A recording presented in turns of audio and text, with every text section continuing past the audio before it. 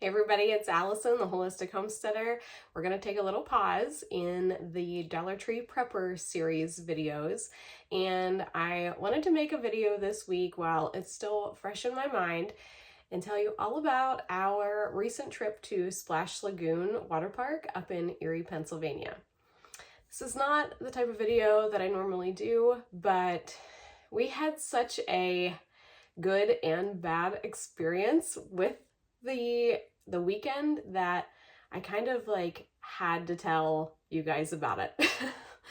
Okay, so Splash Lagoon is up in Erie, Pennsylvania, which is in the far northwest corner of Pennsylvania up on Lake Erie. And it's just a few minutes from the lake itself. It's really easy to drive to. I drove the whole time. We got up there, and honestly, Erie is probably one of the easiest cities I have ever navigated. Everything is laid out on a really nice grid pattern, and everything just seemed really like slow paced somehow. Even on the interstates and stuff, that on the major highways, like it just seemed like people were not in that big of a hurry. And you know, I've been into some major cities driving. Denver was the worst of it, and that was chaos. So to go up to a city like Erie, which I know is not nearly as big as Denver, obviously, but to just go to a city like that though, and just have everybody just taking their time and courteous and letting people yield and merge and all those things, it was just a nice driving experience. And you know, sometimes you can be intimidated going into places you are unfamiliar with. I know that I am, and I'm usually the one doing all the driving because Brian is a truck driver. So he does enough driving on his own. And I like driving too. So I do most of the driving, and driving to unfamiliar places is, especially busy cities, is pretty unnerving. So Erie was really nice and easy to navigate, which I loved. Finding Splash Lagoon was great. And our hotel actually connected right to Splash Lagoon. So I want to tell you like how we ended up booking this trip. Toward the beginning of 2025, a friend of ours said, hey, Splash Lagoon is offering a very limited package deal for only a small number of people. And the package included a one-night stay at a connecting hotel, 4 passes to Splash Lagoon Water Park, a $50 meal voucher that could be used at Applebee's or Quaker Steak and Lube, and a $50 arcade voucher for inside Splash Lagoon itself. We got all of that for $250 for our family of 4. So there were 5 families total. There were 22 of us who all decided to go up, which was fantastic. But even if it's just you and your small family, it's fun too. But we did have a large group go, and we all stayed in the Comfort Inn and Suites. So when you go up, the Comfort Inn and Suites is here. They have a tunnel that connects over to the Hawthorne, and then you go through the Hawthorne Hotel, and then you're into Splash Lagoon. So it is nice that everything is connected and you can walk from one hotel to the other, but I will say that if you or someone in your family is disabled, you're going to have a hard time getting to and from, because there are a lot of steps, long hallways, long corridors, up and down, up and down. It honestly was easier at some points just to walk through the parking lot, but they do have them all connecting. So we were able to walk back and forth to Splash Lagoon. Now, one of the best things about this package, in my opinion, because Splash Lagoon tickets are like $80 a ticket, with this package deal, we were able to get into Splash Lagoon starting at noon on the day we checked in. So that was on Friday. We could get into Splash Lagoon at noon. It was good until 10 p.m. that night. And then we got into Splash Lagoon again on Saturday, the next day, from 9 a.m. And we were able to be in Splash Lagoon that whole next Saturday from 9 a.m. to like 10 p.m. Also, another advantage is that anybody who did this deal was given a 1 hour early access on Saturday morning. So we actually were able to get into Splash Lagoon at 9 a.m. before anybody else was really in there. The place was dead, and we were able to get through just about every water slide there was before other people really started showing up, and that was fantastic. So the price was absolutely fantastic. The fact that it connected to Splash Lagoon was great.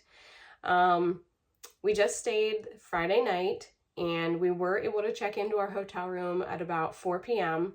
And then we did have to check out again at 11 a.m. on Saturday morning. So you do have to kind of leave stuff in the vehicle, and unless you book multiple days. But part of the pack is just a one-night stay. Breakfast was included in the hotel, and they had a big sign that had said that the best time to come to breakfast is between 6:30 a.m. and 7:30 a.m. And then the next best time was 7:30 to 8:30, and then like the worst time was 8:30 to 9:30. So we got down there I think pretty much all of us ended up down there at about 7 o'clock in the morning, and so did the rest of the hotel. It was absolutely packed. So that was a little bit of a bummer, but they had a decent breakfast. They had a nice variety of food, just your typical breakfast, hotel breakfast items, nothing gourmet. Let's see. We did on Friday night, we still had a bunch of friends coming in that were going to arrive late. And so some of us went to the hotel pool, and then our family actually ended up back up at Splash Lagoon, and we were there from about 6 o'clock until maybe 9 o'clock that night. And I will say that that is probably your best window of time for going to the park. That window of supper time and until close, and then that next early morning, like either do the package and get the early 1 hour access, or get there as soon as the place opens and then ride everything you can desire, like straight off the bat before the lines get too long. Because Friday when we were there, they had said that there were 2,000 people inside the park that day. That's how packed it was. And there for a while, the lines to ride some of the water slides was taking like half an hour or better to get through the line. So it was pretty crazy. Having that many people in a lazy river too was not as fun because people were trying to like push it to make it go faster, and you kept getting bumped into and run over, and that just wasn't very pleasant. So don't go while it's super busy. I have already said that if we did this again, I would go up, I would eat supper, I'd check into the room at 4 when you can check in, and then we would go to Splash Lagoon like that whole evening while everybody else is going out to supper and then going to bed. We'll be at the water park. So follow those tips. The staff up at Splash Lagoon at the Comfort Inn was fantastic, especially the front desk girls. I wish I would have gotten the one lady's name, but she was really sweet and really funny. We liked her a lot. So those were a lot of the really, really good things, other than obviously it being packed. That's the big con, but you can't really blame people. We kind of booked it on a day that a lot of kids have off of school. And what do you do when kids are off? You go and try to have something fun to do, right? All right, so I do want to talk a little bit before I get off of here. I want to talk about some of the cons of the water park itself. Well, before I get into the cons, let me tell you a little bit about the water slides themselves. So they do have the lazy river. They also have, and it's really nice, it's 84 degrees. The water is 84 degrees. The air temp inside of there is 84 degrees year round. So it was hot and the water was perfect. So if you don't like cold water, you're in good shape there. As for the water slides, there were, I think, 2 body slides and then 3 tube slides. And the tube slides you could do with a single or a double rider. I did all 3 of the tube slides and they were fantastic. Harper did one of the body slides and she liked it. She said it was really fast. And then London did the scariest of the water slides. They call it the hurricane hole, and you kind of swirl around. It's a body slide, and then you literally drop out of the bottom of it, kind of is like a toilet bowl. And if you go out of the bowl wrong, we had people going out backwards and hurting their back. We had people going head first and hurting their neck. So if you're not careful with how you come out of that hurricane hole, you can definitely get hurt. I went to Splash Lagoon as a teenager and I definitely struggled. I'm a strong swimmer. I struggled on that, so I was like, I'm not doing that one. But I did the other tube slides and they were all a lot of fun. They do have a hot tub that's family friendly. They have an adult hot tub. They have a giant wave pool. They have one of those wave rider things where you get like on a boogie board and it's a fake wave you can ride. What else? They have a bar and they do have a little restaurant, just your basic foods, but it is expensive and drinks are expensive, but you cannot take in any outside food or drink, which is a bummer. And you do have to take your own towels. They do not provide those.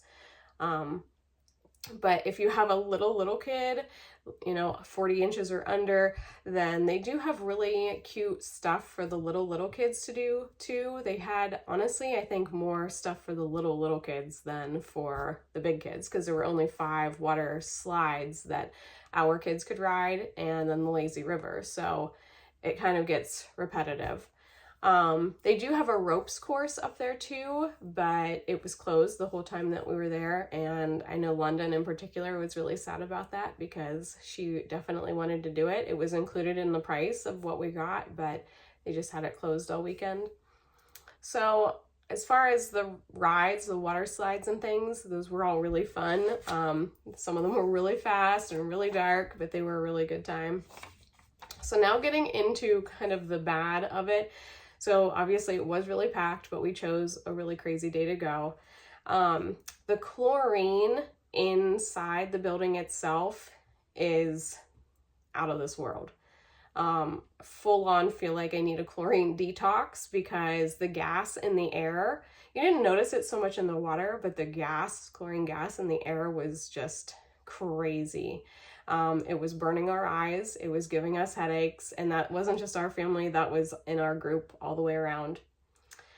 So one more thing for inside the park itself was when we did come into the park finally on Friday, it was so packed that there were no chairs, no tables, no lockers. There was nowhere to really put your things.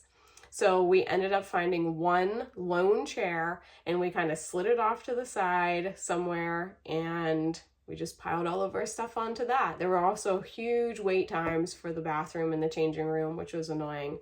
And then something else after being there for a day and a half, basically, not having a shower, just even something that as you come out of the water that you can just rinse off like right there in your bathing suit. That's frustrating to me because for us, we live 3 hours from Erie.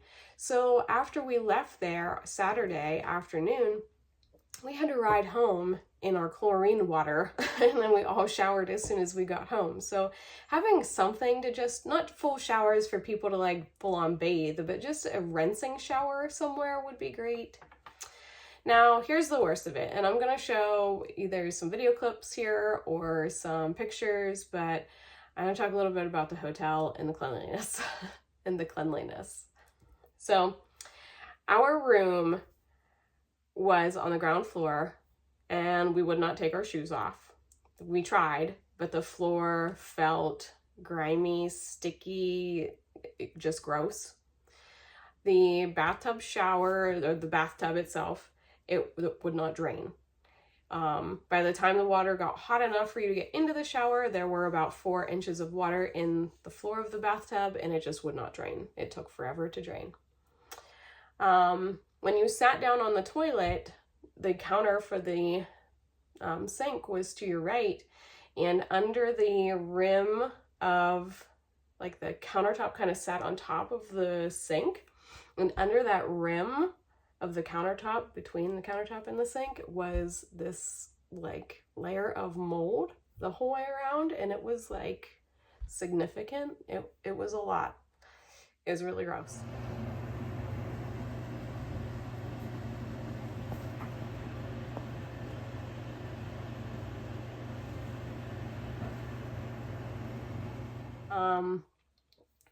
Then the window was really like cracked. You could tell the water had eaten away at it at some point. It was cracking and just kind of looked maybe a little moldy. It was not good.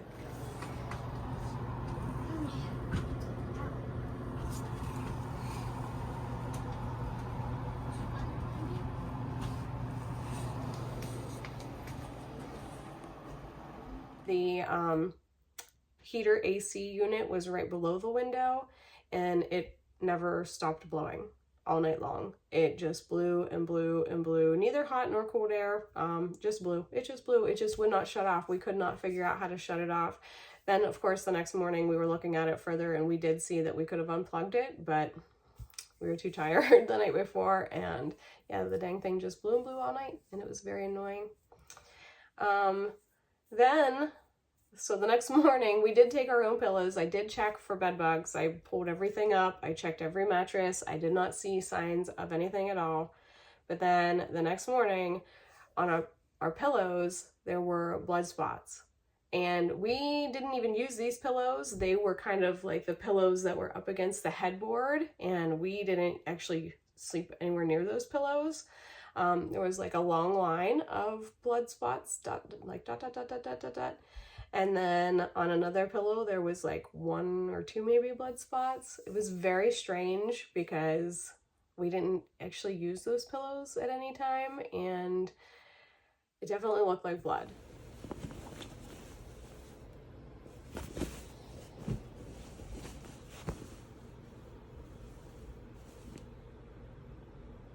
So, yeah.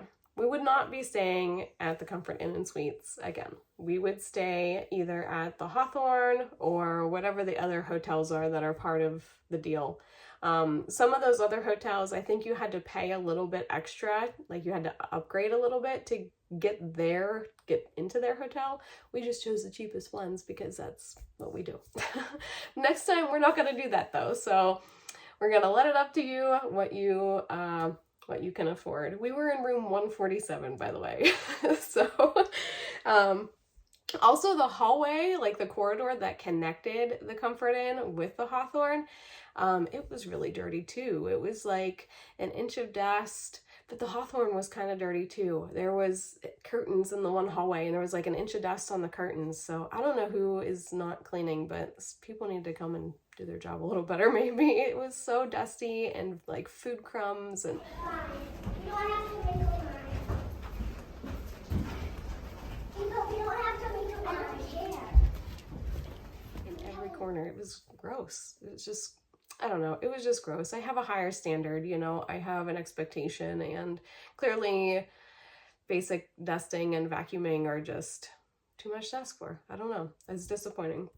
Overall, though, I would definitely go back. I would choose a different hotel, and I would time Splash Lagoon a little bit better so that we were beating that major crowd that can be there during the height of the day. Other things too, whenever we first got up to Erie on Friday, we were up there way too early to get into Splash Lagoon or our hotel. So we did go to the Erie Zoo, and it was very affordable. It was a really nice walk. It was okay. It's not my favorite zoo. Pittsburgh is the one that we most often frequent, and I do like Pittsburgh Zoo better, but I will say that the rhinos at the Erie Zoo, I'm still talking about them because they had the biggest horns on them I've ever seen in my life. Their horns were like 2.5 feet tall, and they were just magnificent. Also really scary to see a rhino that up close. It's not an animal I would ever want to come across ever in my life because they are walking dinosaurs. They are fantastic. So we did the zoo, and then it was pretty cold and windy, so we ended up driving out the whole way around Presque Isle, and we did go up to the beach and look at the water and brought home a big piece of driftwood and some stones. But yeah, we kind of made the most of our time up there in Erie and timed it all really well. So there are other things to do up there than just Splash Lagoon. It's actually a really nice place to visit, especially if you time it so that you can go to the beach too. There's a lot of beaches on Presque Isle, tons of them actually. So, all right, there we have it. A little break in the Dollar Tree prepper series. I do have 1 or 2 more videos of Nani's items coming up next. I'm going to actually film those right after this video, I guess. And as always, leave me some comments. Let me know if you've been to Splash Lagoon and what your experience was. I know right now in my email, I did get another offer for, it's a package deal, and I want to say they're offering it for $150. You don't get as big of an arcade or a restaurant voucher. I think it's just $25 each for those, but you get 1 night stay and I think 4 passes to Splash Lagoon, and it's $150, but you have to use it, I think, between Memorial Day and Labor Day maybe. So, excuse me, if you plan to book, maybe ask somebody about that deal.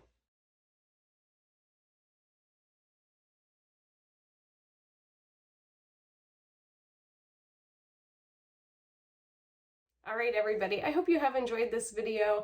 Leave me some comments, hit that subscribe button, go back and watch some of my older videos, and stay tuned for the rest of the Dollar Tree Prepper series. All right, everybody, we'll see you next time. Bye.